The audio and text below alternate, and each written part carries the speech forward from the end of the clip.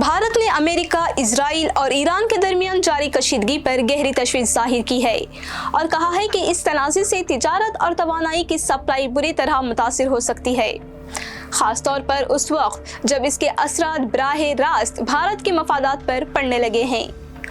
इस तनाज़े की जिद में आने वाली पहली भारतीय कंपनी JSW इंफ्रास्ट्रक्चर लिमिटेड बन गई है। मुत्तहिदा अरब इमारात के शहर फुजायरा में वाक़ई इस कंपनी के ऑयल स्टोरेज टर्मिनल में आग लग गई। मकामी रिपोर्ट्स के मुताबिक ये आग एक ईरानी ड्रोन के मलबे से लगी, जिसे फिजा में ही नाकारा बना दिया गया था। ये वाक़या फुजायरा ऑयल इंडस्ट्री जोन में हुआ। बाद में आग पर काबू पा लिया गया।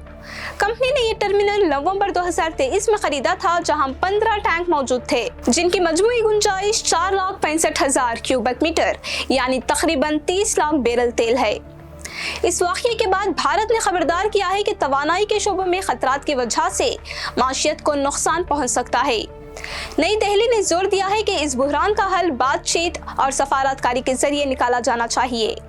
भारत का कहना है कि ये सूरत हाल इसके लिए शदीद तशवीश का बाज है, क्योंकि मगरबी एशिया में इसके अहम स्ट्रैटेजिक मफादात हैं और वहाँ तकरीबन 1 करोड़ भारतीय शहरी मुकीम हैं।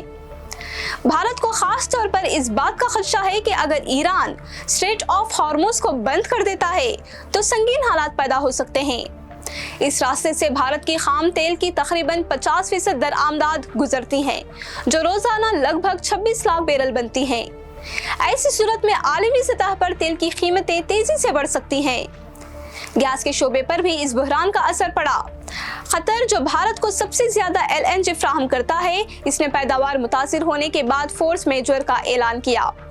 कतर भारत की सालाना LNG दरआमदाद का तकरीबन 40% फ्राहम करता है, जो करीब 27 मिलियन टन बनती है। इस सूरत हाल के बाद भारतीय सनत को गैस की फ्राहमी में 40% तक कटौती की गई। Petronet LNG limited, gas authority of Indian oil और इंडिया लिमिटेड कॉरपोरेशन जैसी कंपनियों ने सनअती सार्फिन को सप्लाई कम कर दी है। ताहम CNG की फ्राहमी जारी रखी गई है। उधर स्पॉट LNG की कीमतें बढ़कर $25 फी मिलियन ब्रिटिश थर्मल यूनिट तक पहुंच गई हैं, जो माहिदे की कीमतों से तकरीबन दुगनी है। इसके बाद दरआमद कुनिंदगान को मुतबादिल ज़राए तलाश करने पर मजबूर होना पड़ रहा है।